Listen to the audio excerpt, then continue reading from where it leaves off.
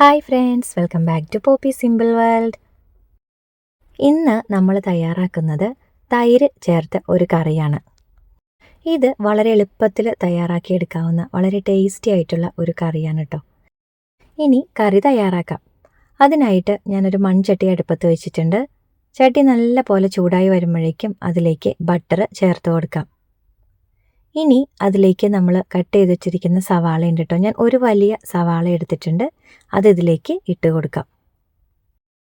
ഈ ഒരു കറിയിൽ നമ്മൾ വെളിച്ചെണ്ണ ഒന്നും ഉപയോഗിക്കുന്നില്ല. ഇനി സവാളയൊക്കെ ഈ ബട്ടറിൽ കിടന്ന് നല്ലപോലൊന്ന് വഴണ്ടി വരുമ്പോഴേക്കും നമുക്ക് അതിലേക്ക് പച്ചമുളക് ചേർത്ത് കൊടുക്കാം. ഞാൻ ഇതിലേക്ക് 2 പച്ചമുളകാണ് കേട്ടോ ചേർത്ത് കൊടുക്കുന്നത്. അത് നല്ല എരിവുള്ള പച്ചമുളകാണ്. ഈ ഒരു കറിക്ക് പച്ചമുളകിൻ്റെ ഒരു ഫ്ലേവർ വരണം കേട്ടോ, എന്നാലാണ് കുറച്ചുകൂടി ടേസ്റ്റ് ഉണ്ടാവുക. ഇനി ഇതിലേക്ക് മഞ്ഞൾപ്പൊടി ചേർത്ത് കൊടുക്കാം. ഇതൊന്ന് മിക്സ് ആക്കിയതിന് ശേഷം അതിലേക്ക് ഒരല്പം മുളക് പൊടി കൂടി ചേർത്ത് കൊടുക്കാം. ഇനി ഇതിലേക്ക് വെളുത്തുള്ളി ചേർത്ത് കൊടുക്കാം.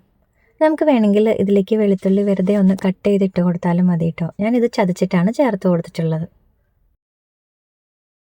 ഇനി ഇതിലേക്ക് ജീരകം ചേർത്ത് കൊടുക്കാം. വളരെ കുറച്ച് ജീരകം മാത്രമാണ് കേട്ടോ ചേർത്തിട്ടുള്ളത്. അതിനുശേഷം ഇതിലേക്ക് ഗരം മസാലയാണ് ചേർക്കുന്നത്. ഇനി ഇതെല്ലാം കൂടി നല്ല പോലൊന്ന് മിക്സ് ചെയ്ത് കൊടുക്കാം. ഈ സവാളയും ഇതെല്ലാം കൂടി നല്ല പോലൊന്ന് മൊരിഞ്ഞ് വരുന്ന ആ ഒരു സമയമുണ്ട് കേട്ടോ. ആ സമയത്ത് ഇതിലേക്ക് നമുക്ക് ഫ്ലെയിം ഓഫ് ചെയ്തതിന് ശേഷം തൈര് ചേർത്ത് കൊടുക്കാം. ഞാൻ ഈ ഒരു അളവിൽ തൈര് നല്ല പോലൊന്ന് ബീറ്റ് ചെയ്തിട്ട് എടുത്തു വെച്ചിട്ടുണ്ടായിരുന്നു, അതാണ് ചേർത്ത് കൊടുത്തിട്ടുള്ളത്. നമ്മൾ ഇതിലേക്ക് തൈര് ചേർത്ത് കൊടുക്കുമ്പോൾ ഒട്ടും പുളി ഉണ്ടാവരുത് കേട്ടോ. പുളിയില്ലാത്ത തൈരാണ് ഇതിൽ ചേർക്കേണ്ടത്. ഇനി ഇതിലേക്ക് ആവശ്യത്തിന് ഉപ്പ് കൂടി ചേർത്ത് കൊടുക്കാം. എന്നിട്ട് ഇതെല്ലാം കൂടി നല്ലപോലൊന്ന് മിക്സാക്കി കൊടുക്കാം കേട്ടോ. നമ്മൾ ഫ്ലെയിം ഓഫ് ചെയ്തിട്ടാണ് തൈര് ചേർത്തിട്ടുള്ളത്. ഈ ചട്ടിയുടെ ഒരു ചൂടിലിരുന്നിട്ടാണ് കേട്ടോ ബാക്കി ഇതെല്ലാം ഒന്ന് സെറ്റായി വരുന്നത്. അപ്പോൾ കുറച്ചും കൂടി ഒന്ന് ചാറൊക്കെ കുറുകി വന്നോളും. ഇനി ഇതിലേക്ക് ഒരല്പം മല്ലിയില കൂടി നമുക്ക് ഇതുപോലെ ഒന്ന് ഇട്ട് കൊടുക്കാം കേട്ടോ. അപ്പോഴേക്കും തൈര് മസാലക്കറി തയ്യാറായിട്ടുണ്ട്.